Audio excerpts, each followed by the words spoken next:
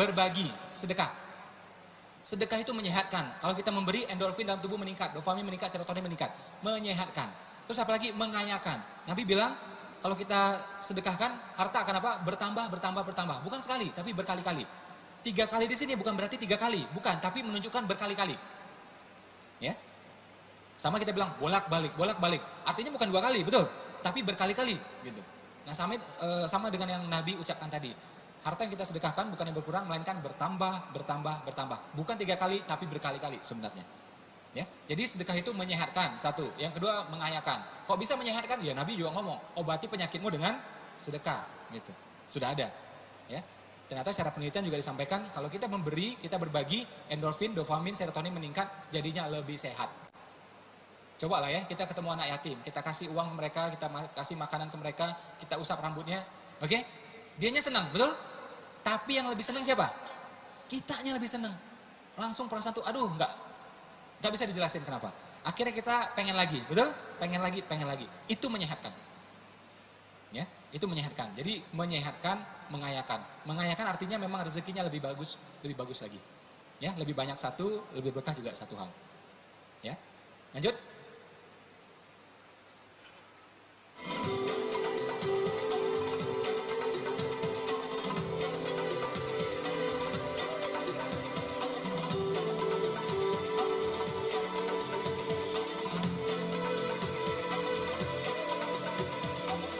Bahkan sedekah itu juga bisa mengubah. Harusnya kita ketemu dengan hal yang jelek, akhirnya nggak ketemu. Bisa kayak gitu. Jadi menyehatkan, mengayakan, dan mengubah. Yang ketiga apa tadi? Mengubah. Sedekah bahkan bisa mengubah. Ya. Sekarang kita lihat mitos-mitos dan fakta-fakta tentang sedekah. Apakah benar sedekah itu harus ikhlas? Betul? Idealnya iya, tapi andai kata belum ikhlas, sedekah aja, entar lama-lama juga ikhlas. Betul? Kita waktu kecil puasa ikhlas nggak? Nggak ikhlas, dipaksa orang tua, betul? Sahurnya dipaksa, puasanya dipaksa, sampai jam 6-nya juga dipaksa, betul? Lama-lama ikhlas juga. Kalau nggak pernah dipaksa, nggak bisa. Paksa bisa terbiasa. Jarang ya orang ikhlas dari awal tuh jarang. Kita ini orang biasa ya, iman juga masih lemah, kadang-kadang perlu dipaksa. Ya, asalkan kebaikan insya Allah boleh ya. Paksa bisa terbiasa. Boleh nggak sedekah berharap? Sekarang dibalik. Ada orang 20 tahun nggak pernah sedekah, bakhil. Ya. 20 tahun gak pernah sedekah. Tahu-tahu dia berharap, tahu-tahu dia berdoa. Boleh gak? Boleh gak? Masih boleh. Ya Allah, anakku mau lulus ya Allah. Lagi ujian ya Allah. Luluskan dia ya Allah. Masih boleh gak dia berharap? Yang gak sedekah aja boleh berharap coba. Apalagi yang bersedekah. Jadi memang Allah yang mengkondisikan kita, Allah yang mentraining kita untuk selalu berharap. Pada setiap amal. Makanya coba perhatikan baik-baik. Semua amal, selesai kita melakukan, dianjurkan berharap. Dianjurkan meminta. Betul apa betul? Selesai azan, minta. Selesai sholat, minta. Betul? Selesai tawaf, minta. Selesai sa'i, minta. Selesai tahlul, minta lagi. Ya? Selesai puasa, minta lagi. Betul? Jangan langsung makan banyak-banyak. Stop dulu.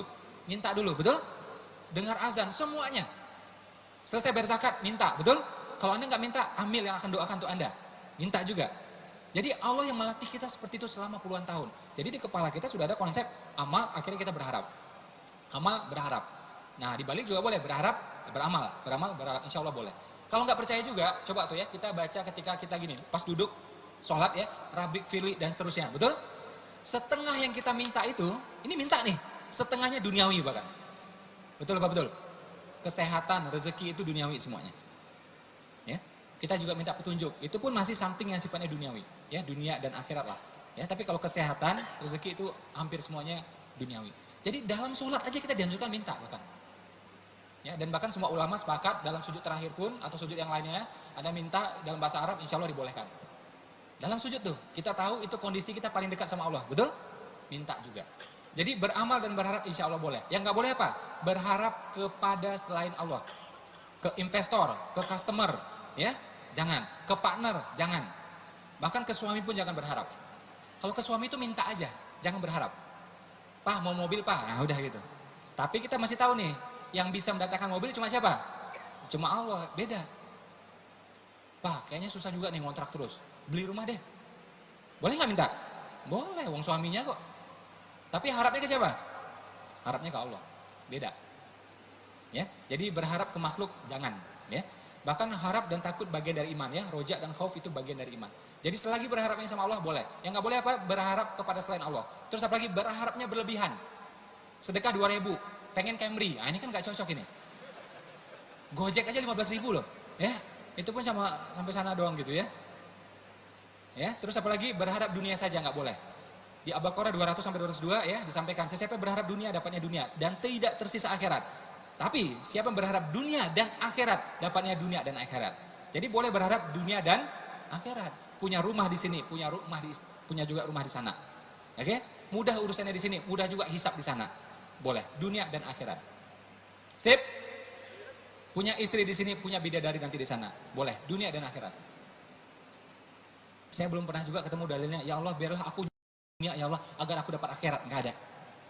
Sepanjang hari, sepanjang malam doa kita sukses dunia dan akhirat. Bahkan ntar lagi kita dengar suara azan. Azan itu perintahnya apa?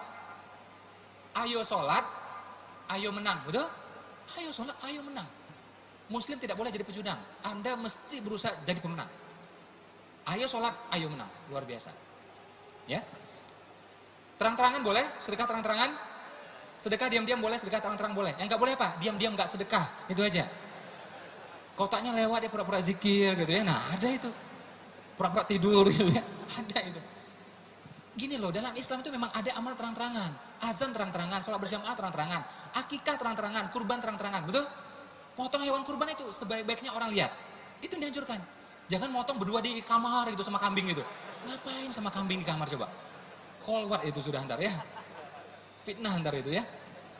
Nah di luar kelihatan orang banyak. Akikah gitu juga, lahir anaknya laki-laki, 2 kambing, betul? 2 kambing, kasih tahu orang sebanyak-banyaknya. Jangan dibilang, oh pamer dia, gundulmu ya. Emang anjurannya kayak gitu, kasih tahu orang sebanyak-banyaknya. Kita makan sedikit, habis itu kasih orang lain sebanyak-banyaknya. Kurban seperti itu, akikah seperti itu. Zakat, bahkan tidak boleh zakat diam-diam. Zakat mesti terang-terangan, karena nama Anda dicatat oleh Amil. Ya, dan memang Anda harus kasih ke Amil, entah transfer atau kasih orangnya langsung. Jadi Amil punya data tentang Anda. Kalau sedekah bisa, sekarang Anda sedekah taruh uang di bawah karpet, masih bisa. Ya, tapi kalau zakat Anda taruh di bawah karpet, nggak bisa. Harus lewat orangnya. Zakat terang-terangan. Kalau sedekah punya 2 metode, boleh diam-diam, boleh terang-terangan. Jadi jangan kita tabu dengan something yang terang-terangan. Ya, amal ini dalam Islam memang ada yang terang-terangan. Diam-diam boleh, terang-terang boleh, yang penting niat terjaga. Betul? Utsman waktu itu bawa barang dagangan banyak, masuk Madinah. Ya, ini Utsman nggak main-main nih, 2 kali jadi menantu Nabi, nggak main-main ini. Ya, khalifah ketiga ini. Ya, malaikat pun segan sama dia, tahu nggak? Oke, kita mertua pun nggak segan sama kita, ya. Nah, bawa barang dagangan tuh, sama orang mau dibeli, Utsman, aku beli, nggak mau. Aku beli mahal, nggak mau. Aku beli lebih mahal, nggak mau. Aku beli sekian kali lipat, aku nggak mau. Aku mau sedekah ini untuk orang-orang yang tidak mampu di Madinah. Satu Madinah orang tahu ini. Terang-terangan, ada yang berani ngomong, wah Utsman pencitraan, nggak ada itu. Ria. Tak tempeleng loh yang ngomong gitu ya. Utsman ini nggak main-main ini. Ya, 2 anak Nabi dinikahin sama dia, betul? Kita anak tetangga aja gagal, ya. Ini ada 2 anak Nabi dinikahin sama dia, 1 dinikahin. Begitu meninggal dia nikah lagi sama anaknya Nabi. Nggak main-main, menantu Nabi coba. Oke? Nah, jadi diam-diam boleh, terang-terang boleh. Yang penting niat kita terjaga. Walaupun secara umum amal itu baiknya memang diam-diam. Secara umum seperti itu. Tahajud ya udah baiknya diam-diam. Oke? Tapi memang ada kalanya kita mesti terang-terangan kasih tahu. Kalau enggak di mana dakwahnya, betul? Di mana syiarnya? Ya. Dan ada yang namanya itu tahadus bin nikmah. Kita ngasih tahu ke orang. Terus uswatun hasanah, kasih contoh ke orang. Kalau enggak ada contohnya gimana coba? Ya. Jadi diam-diam boleh, terang-terang boleh, yang penting niatnya terjaga. Yang nggak boleh apa? Diam-diam nggak sedekah. Itu aja nggak boleh. Ya. Terakhir, berapa persen idealnya sedekah kita? 2,5 itu zakat, woi. Ini mu'alaf atau apa ini nggak ngerti ini? 2,5 itu zakat. Sedekah berapa persen? Kalau sahabat rata-rata 33%. Umar 50%. Abu Bakar 99%. Coba, ngikut yang mana coba? Mulai mules kan? Nah, kita belum Abu Bakar, betul? Belum Abu Rizal, ya. Masih Abu Gosok, ya. Ya sudahlah, saran saya minimal 10% dulu lah. Bertahap dinaikin. Walaupun itu belum ideal. Ya, tapi karena memang ilmu kita terbatas, iman kita masih belang-belang gitu ya, masih yakin sama yang lain gitu ya, takut dengan fakir, takut dengan kekurangan, ya sudahlah 10% dulu lah. Nanti bertahap ditingkatin. Ya, bertahap ditingkatin. Sama orang saya tanya sama saya, Mas Ipo duhanya berapa rakaat? Udah coba 2 aja dulu. Tapi bagusnya berapa? Bagusnya 6, bagusnya 8, betul? Tapi kalau kita langsung sodorin 8, kabur dia. Susah amat sampai 8. Ya, akhirnya nggak mau dia. Mulai 10% dulu. Berapa persen? Kalau Anda bisa 20%, bagi yang teman-teman pengusaha, saran saya mulai 20%. Kenapa itu? Nggak usah bantah, ikut aja sudah ya. Ini banyak tanya ini. Sedekah belum nanyanya banyak gitu ya. Kalau Anda yang entrepreneur, pengusaha, tiap bulan berapa persen? 20%. Ya. Nah, insya Allah mulai terasa tuh. Terus nanti sesekali coba sedekah yang ekstrim. Tadi yang 10%, 20% itu tiap bulan. Sesekali coba yang ekstrim. Sedekah yang apa? Ekstrim. Yang rasanya berat bagi hati kita. Mungkin apa? Handphone kita, arloji kita, motor kita, laptop kita. Apa yang berat bagi kita? Wah, itu nanti perubahan juga insya Allah ekstrim. Wut, wut, wut. Termasuk ya, mohon maaf teman-teman yang punya impian yang besar. Contohnya ya, pengen berhaji, pengen berumroh, pengen jodoh, pengen keturunan, betul? Pengen sembuh dari sakit, itu nggak bisa pakai sedekah biasa aja. Pengen jodohnya cantik, soleha, putih, tinggi, taat, sedekah 20.000, nggak cocok lah. Boneka Barbie aja 200.000, ya nggak soleha gitu, ya. Wudhu aja nggak bisa dia, ya. Nah, jadi semakin besar hajat kita, tunjukkan kesungguh-sungguhannya, ikhtiarnya sungguh-sungguh, doanya sungguh-sungguh, betul? Ini nggak punya motor, punya mobil, punya handphone, sedekah cuma 1.000. Ini kan penistaan agama namanya ini ya. Lebih lah ya. Nah kalau dia pengangguran, handphone gak punya, sedekah 1.000, ya hebat lah. Betul. Tapi kita yang lebih dari itu mestinya juga lebih. Jadi tiap bulan berapa tadi? 10-20 ya. Yang sesekali coba yang ekstrim. Agar perubahannya juga wut, wut, wut. Jangan kayak Bang Tohib. 2 kali lebaran gitu-gitu aja, gak pulang-pulang dia. Kalau udah mapan kan enak, bisa pulang kapan aja, gak harus nunggu lebaran. Sip? Masuk akal? Boleh kita langsung praktek? Ya. Luruskan niatnya, naikin angkanya. Coba, apa ini hajat kita? Mungkin pengen ke tanah suci, pengen umroh, pengen haji, pengen jodoh, pengen keturunan, pengen anak laki-laki, pengen anak perempuan. Coba beli dengan sedekah kita. Nabi bilang, beli semua kesulitanmu dengan sedekah. Ya, dan hukumnya sedekah adalah bersegera agar kita terhindar dari bala. Ya. Niatkan capai ridho Allahnya satu hal, niatkan juga untuk hal yang lain yang kita inginkan apa. Ya, luruskan niatnya, naikin angkanya. Atau mungkin teman-teman pengen apa? Pengen dapat beasiswa di luar negeri, pengen beasiswa di Madinah misalnya ya. Nah, beli impian kita, beli kesulitan kita dengan sedekah. Luruskan niatnya, naikin angkanya. Ini namanya berlomba-lomba dalam kebaikan. Diam-diam boleh, terang-terang boleh. Yang penting niatnya terjaga ya.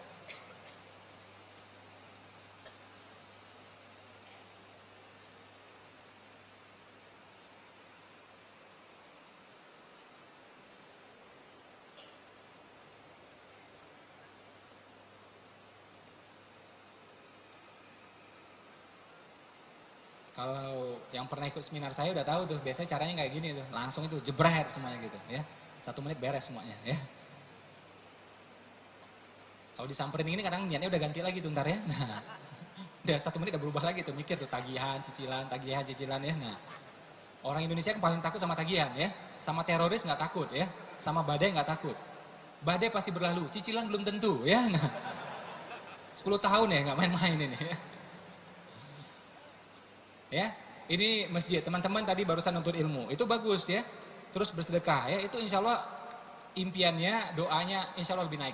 Ya, bebas roaming langsung naik insya Allah. Ini kesempatan bagus, apalagi di masjid, tempat paling mulia di muka bumi. Ya, belum lagi aspek berjamaahnya, rame-rame, naik lagi. Faktor jamaahnya, faktor masjidnya, faktor ilmunya, dan faktor sedekahnya, insya Allah naik. Jangan ditunda, lakukan sekarang juga ya. Namanya amal itu ya, ilmu, begitu tahu langsung praktek, beda efeknya. Kita begitu tahu ya ilmu masak, langsung masak. Beda hasilnya. Ketimbang kita tunda 2 bulan. Tahu ilmu montir, begitu tahu langsung praktek. Beda hasilnya kalau kita tunda 1 bulan. Sama juga begitu tahu ilmu sedekah, langsung praktek, jangan ditunda. Ya, mudah-mudahan lebih ngefek. Luruskan niatnya, naikin angkanya ya. Yang mau sedekah barang juga boleh, cincin, kalung, handphone silakan. Karpet jangan ya, ini punya masjid ini, enak aja ya. Karpet digulung dikasih.